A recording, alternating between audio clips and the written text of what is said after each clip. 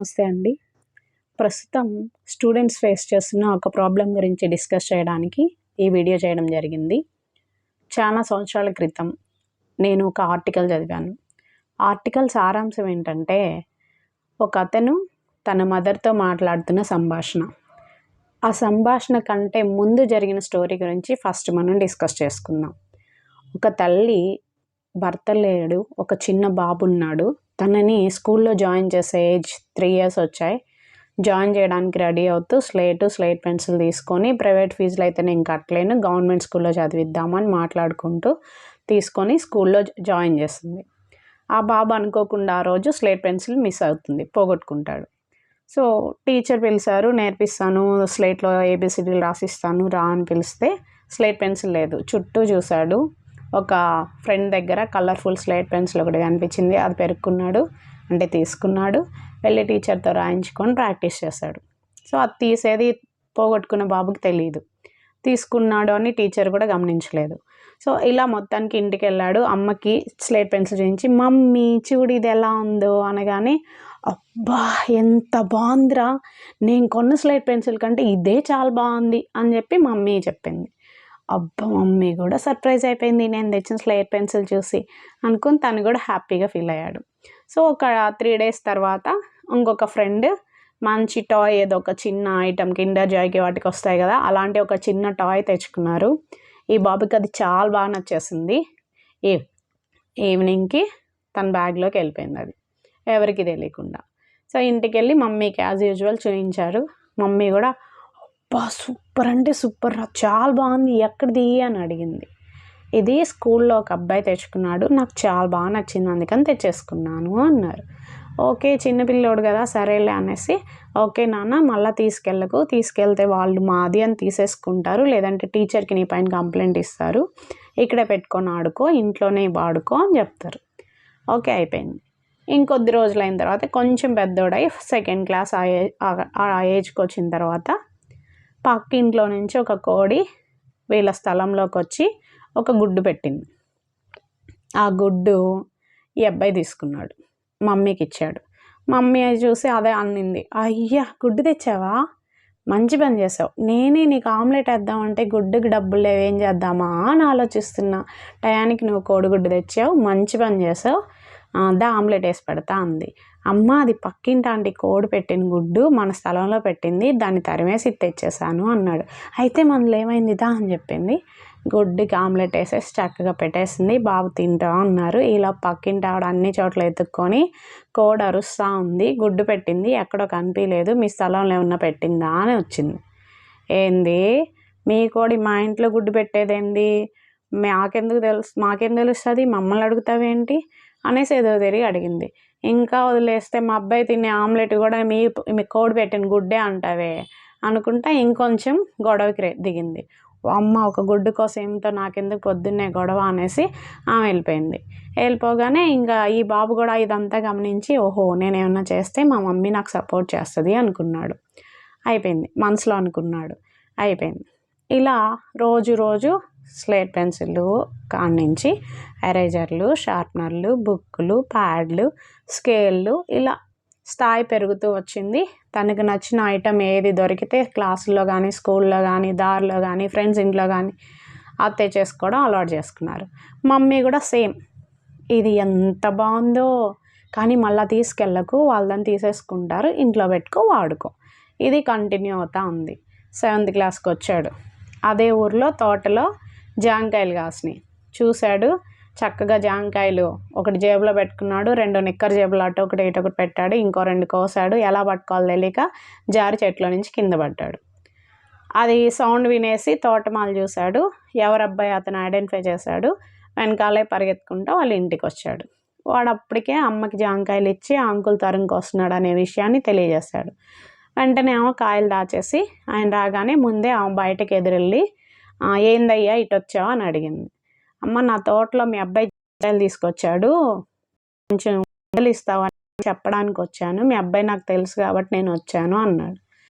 ఏంది మా అబ్బాయి నీ దగ్గర దొంగతనం చేశాడా, మీ తోటలోకి వచ్చాడా, ఎప్పుడొచ్చాడు ఏంది అనింది.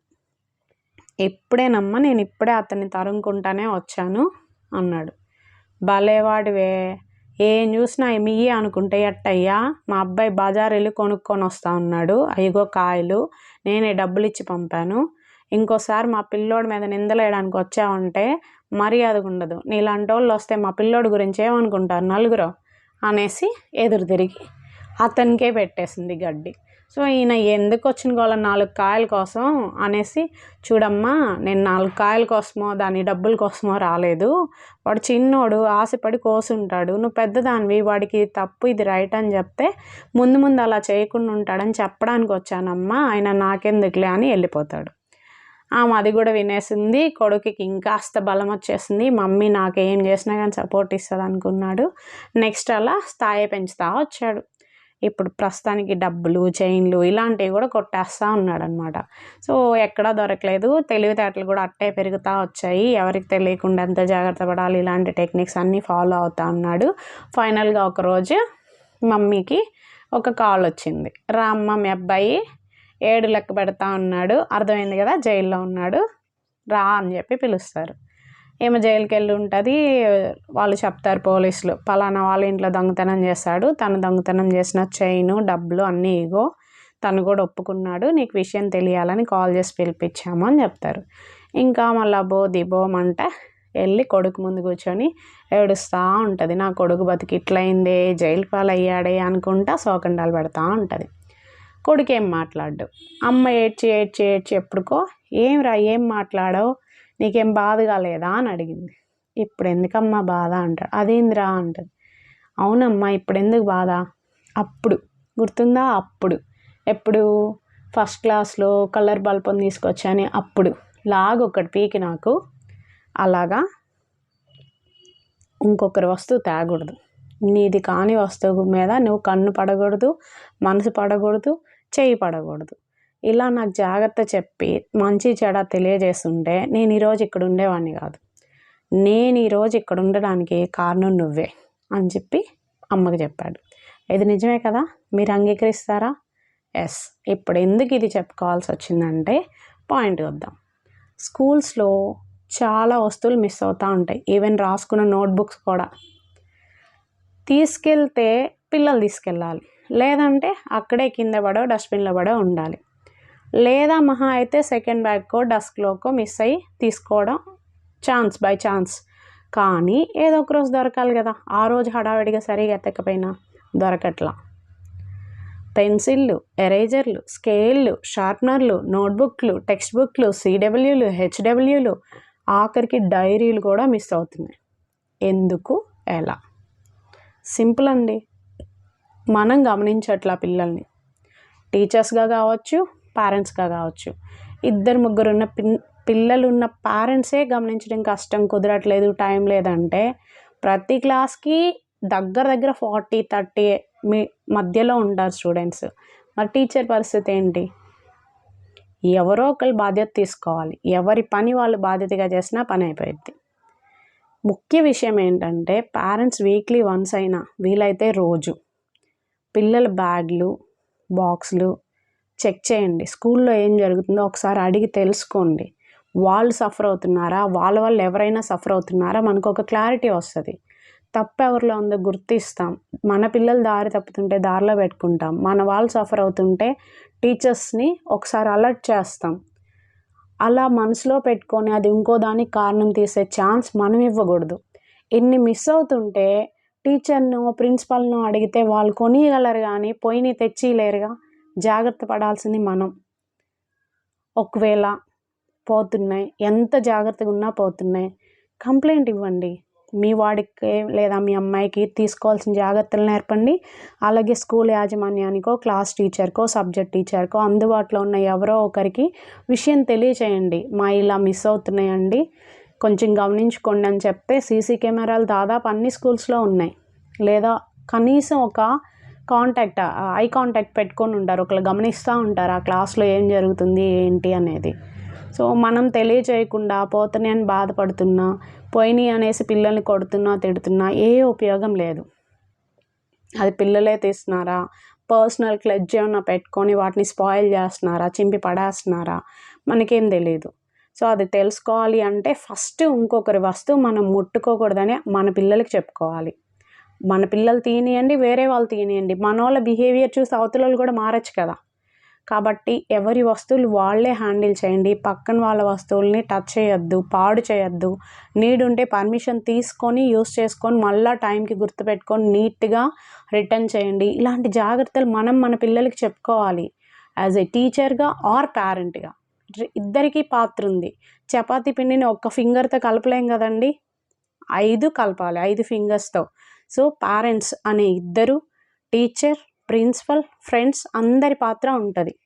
అట్లీస్ట్ గ్రాండ్ పేరెంట్స్ ఉంటే వాళ్ళ పాత్ర కూడా ఉంటుంది.